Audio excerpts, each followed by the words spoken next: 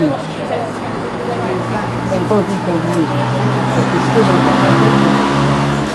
I mean, I'm behind you, Darryl. but I feel, you know, It might cause you. it might cause me problems. And I've got, I don't live in Lyme.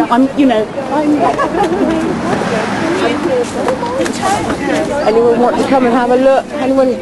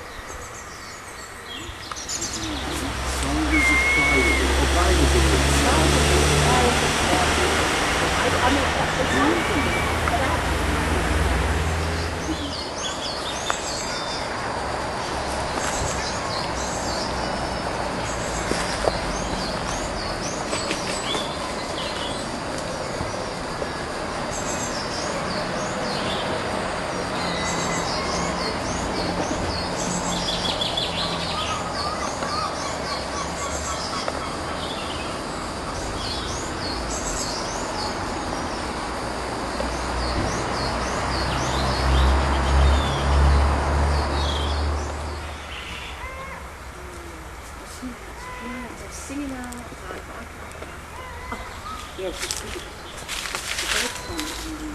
the footage you took in summer 2008, May 2008,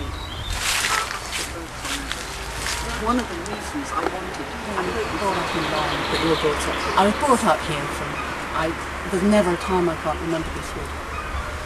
And it saddens me so much that now this is planned to put two really quite large houses in it.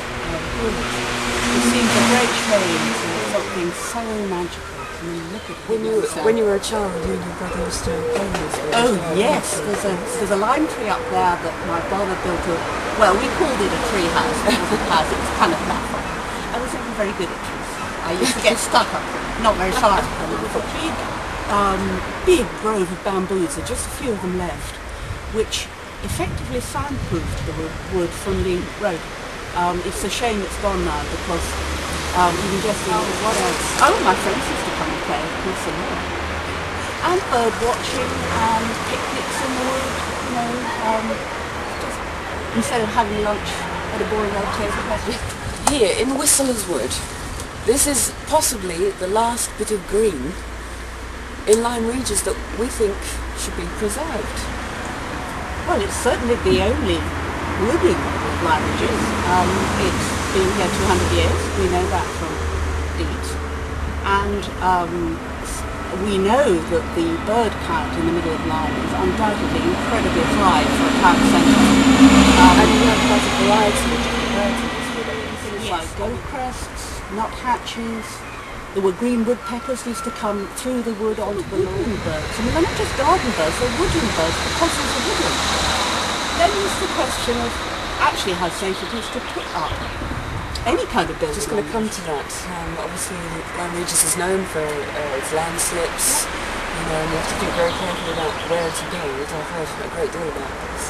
Well, so this very wall, which has got cracks in it, yeah, that was put up in the early 60s, and almost immediately it slipped enough for the top to come off. It's obviously been slipping since.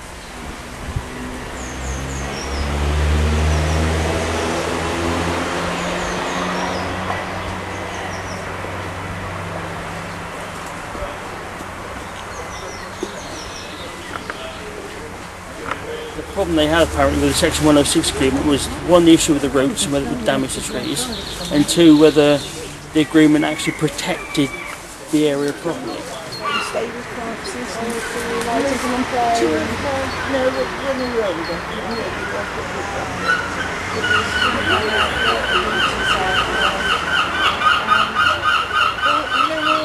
So whoever support is called for, come.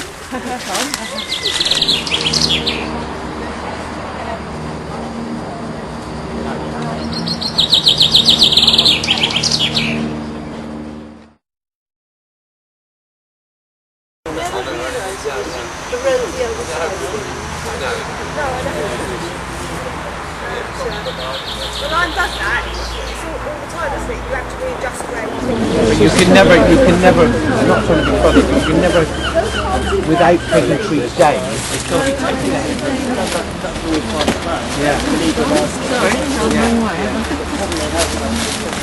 My knowledge, that door's never been open for the best part of 50 years. Never seen it open.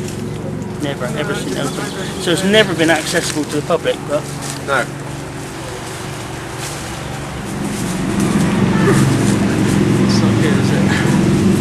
So you used to play here, Daryl? I used to play with Francis Whistler many, many years ago, yeah. I know. Second home. They were both second homes. And we don't want to leave the second home. I'm just going to read French of you.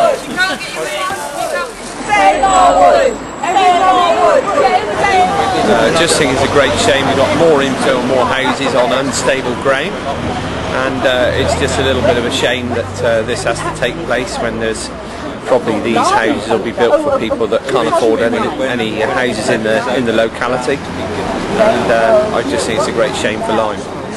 It still smells of garlic, absolutely. Absolutely. Well, it's just coming into its own, isn't it? So I'm very totally against it, and for the sake of two houses, which Lyme hardly needs at the moment, is for the loss of the wood is not reconcilable. And I think on the planning side, there's no, as it's a conservation area, it has to, any planning has to be for the betterment of the wood, and that won't happen at all.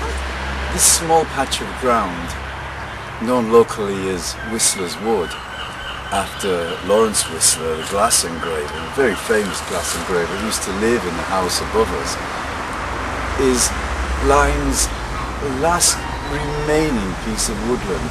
It's only a small patch, but we think it's worth saving, and I hope you do too.